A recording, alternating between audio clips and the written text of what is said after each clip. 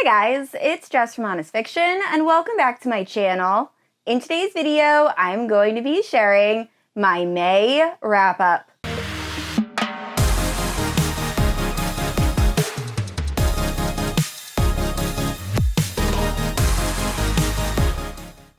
Alright guys, so this wrap-up is going to look a little different. First up, I am filming this when there is still about a week left in May, just because of some time constraints. This was the only day I had to film this wrap-up, or else you were going to get this wrap-up in the middle of June. So, it's a bit of a shorter wrap-up. On top of that, most of the books are not fantasy romance. They are actually dark romance or mafia. So, honestly, it's a bit of an even split. I was a co-host for the Mafia Romance Readathon, and I read a ton of mafia romance, mostly by Rina, but some from Giana that I'm very excited to talk about. But I also read two incredibly hyped romantasy books that released on the same day. I have a full spoiler-free vlog that I will share down in the description below. But all of the books I am so excited to talk about. I have some very strong feelings on a lot of the books in this wrap-up. So if you're unfamiliar with my channel, I post new videos every Wednesday and Sunday. If you haven't yet, please like and subscribe. You can also hit that notification bell to be notified whenever I post new bookish content. You can also check out my Instagram, Goodreads, and Patreon, all linked down below. With all that out of the way, let's talk about the books I read in May. So starting off with my Patreon book club pick for May, we have Shield of Sparrows by Devney Perry. Now, I believe this was Devney Perry's debut into fantasy romance. Up until now, she's mostly written contemporary romance, and I have really enjoyed them, so I was very excited for this book to release. So before I give you my rating, let me explain the plot. We are following Princess Odessa, and although Odessa is the eldest sister, she was never raised to rule. So her younger sister is supposed to become the Sparrow and marry someone from a neighboring kingdom, and this is gonna foster peace between all of the kingdoms. So anyway, when a monster hunter and the prince show up to collect their bride, they end up choosing Odessa instead of her younger sister, who has grown up kind of practicing this role. So Odessa is now forced to journey to another kingdom and is going to be used as a pawn for all of these people, and she's really just trying to find her own autonomy, her way out of this, and she's an unbelievably naive character. So what I really enjoyed in this story was the world building and the different mobsters. I feel like they are described in such a way that you can really envision them. I've also looked at a lot of fan art from this series, but the pacing in this book was very slow. And I came into this book after finishing Silver Elite, which is so vastly different from this book. I can't believe they're the two books that are being compared so much right now. But compared to Silver Elite, this book is very slow paced. So I definitely had trouble really getting into this story. Also, the main character, she is naive. And yes, we understand why she is naive. She is kept this way on purpose. But some of her self-reflection and her internal monologue, I just found very frustrating, and I was kind of over it by the time we got halfway into the book. Now that being said, the ending of this book is fantastic. I could not put the book down. Oh my gosh, the ending was so good. It was just really kind of a chore to get to that part specifically for me. So, I will say, I will read the sequel to this book. I feel like I will enjoy the sequel so much more just because we've already set up the world, the basics, and I feel like we've gotten to the location we needed to get to. And I'm very excited to see this adapted into a TV show or movie. I feel like it will have those Witcher vibes, which are apparent in the book, but I feel like in a movie format, it will just work really well. So I ended up giving this 3.75. I enjoyed it, just not quite living up to the hype like I expected.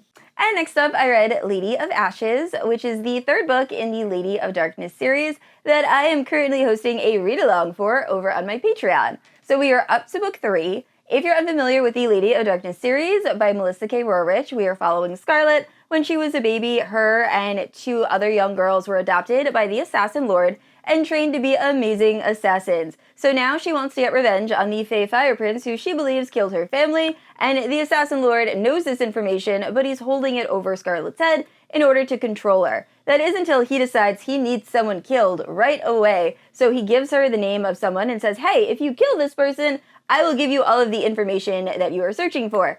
But before Scarlet can kill this person, she finds out of some children that are going missing, and it really goes from there.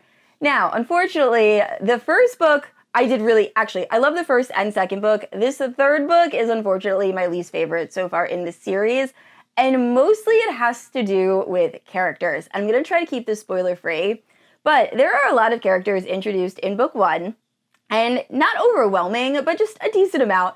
Book 2, we go to a new location, and we meet even more characters. In book 3, all of those characters converge, so it felt like we were hopping POVs so quick, and there was just a lot of characters to keep track of. I also feel like the pacing in this book was somewhat quick. Like, we were going through certain acts that I thought would take a lot longer for us to get through, and we were just kind of solving problems and going on our way. So, unfortunately, this was my least favorite, but I'm still going to give it a 3.75. I think the first book I gave 4.5, and the second book I might have given 4.75. So I'm very interested to see what I think of book 4, but overall, I am loving this series. And next up, I read Glint as part of a plated prisoner read-along that is also taking place on my Patreon. So we are up to book 2, and oh my gosh, this was my first time rereading book 2.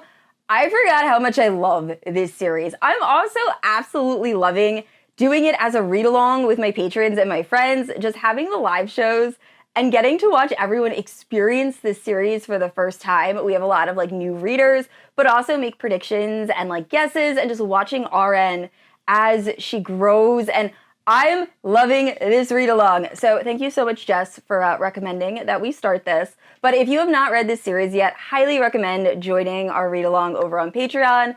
It has been a blast. But if you're unfamiliar with the Plated Prisoner series, we are following RN, and she has been gold-touched by Midas. So Midas is the king, and he keeps RN in a gilded cage in his kingdom, and all RN cares about is pleasing Midas and being subservient to Midas.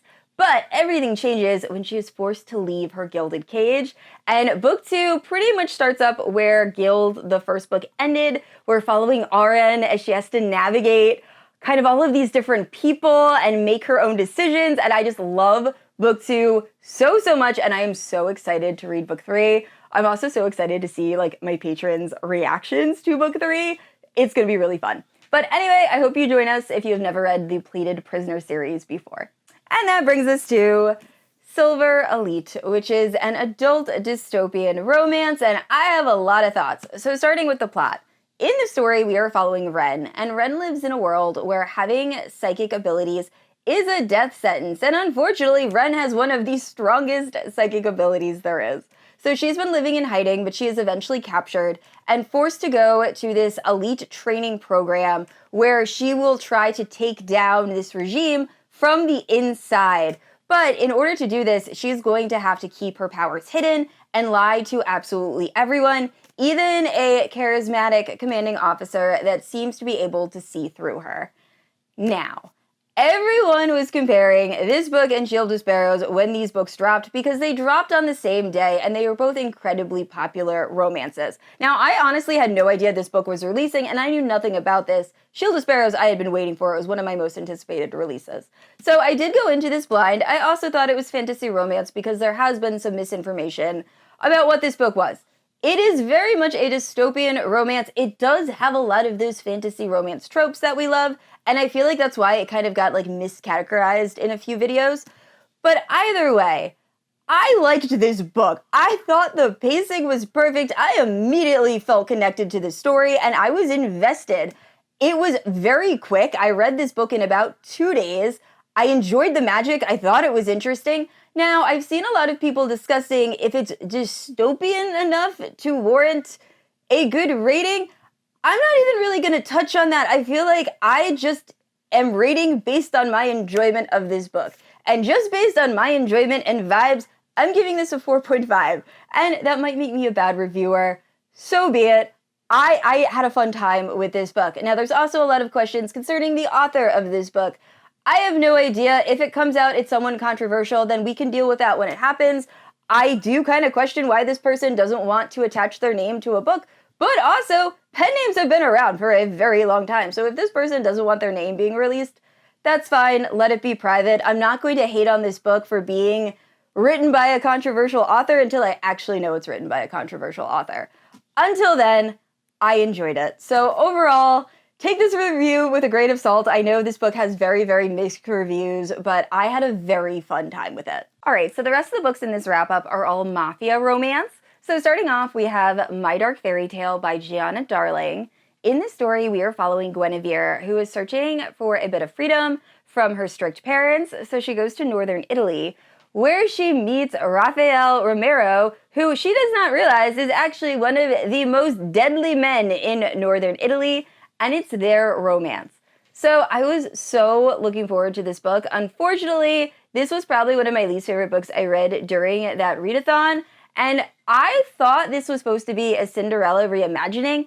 I didn't really get those vibes at all, and also, the pacing of the spice in this book, I feel like could have been spread out a little bit more. I feel like we really weren't doing very much. And then suddenly there was a lot of spice. And I love the way Giana Darling writes spice. It just didn't feel like it belonged where it was at in the book, if that makes any sense. But mostly I'm just having trouble differentiating this story from a few of the other Mafia romance books I read, specifically a Neva Altaj book. I keep combining the stories in my head. So it couldn't just be a me thing, but overall, I ended up giving this 3 stars, and I still probably will read the sequel. And next up for the Mafia Romance Read-Along, I read The Throne Duet by Rina Kent. So it's Throne of Power and Throne of Vengeance. Now, I kind of wish I picked up the duology that released prior to the Throne Duet, because there's definitely some characters that I think were introduced in other books. So some of the plot didn't quite make sense, but overall, it was a fun, unhinged time. I will say, you have to kind of go into this whole, like, Rina Kent verse being okay with, like, some really toxic stuff. So definitely check out the trigger warnings. Make sure you're comfortable reading it, because I will say, the guy in this definitely does some deplorable things that if this was not a dark romance, it would so not be okay. Kyle is probably my least favorite of all of the guys I've read so far in the Rina Kent world. But in this story, we are following Raya, who is a woman who's kind of trying to maintain her role in this, like, mafia organization. So a lot of people kind of look down on her because she is a woman, but she is trying to assert her authority because she is from a prominent family.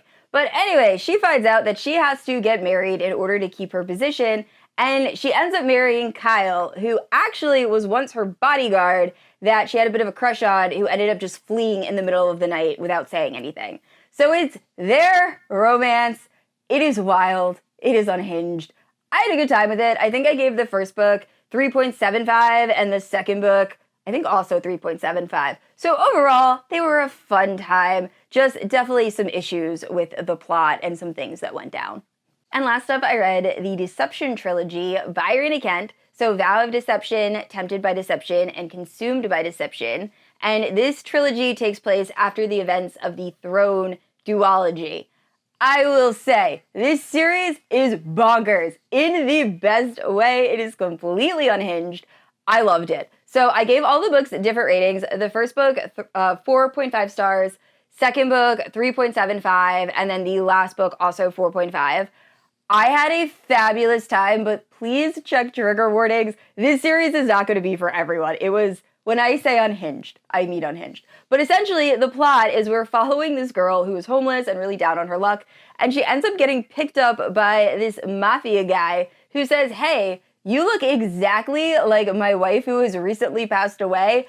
I need you to pretend to be my wife, or I'm going to kill you. So she really doesn't have a choice. So she goes home with this strange mafia man and finds out that he also has a son. So now this child is calling her mom, and she has to play the role of mafia wife without having any idea what this world is like. And then the second book, without giving away spoilers, kind of looks at past events to explain how we got to where we are, because the first book really ends in a cliffhanger. I will say the second book I kind of wish was like novella, but it's fine. It did give us a lot of context that we needed.